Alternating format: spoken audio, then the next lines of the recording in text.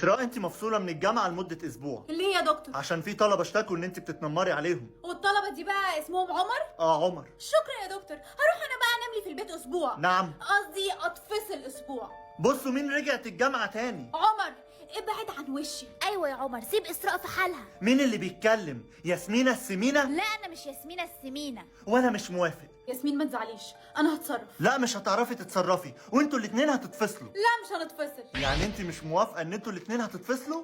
مش موافقه. خناقة. هاي قلت لكم ان انا هخلص عليها خالص. طب انا موافقه ان انا وهو مش متوافقين. الخناقة اتحلت. ايه ده؟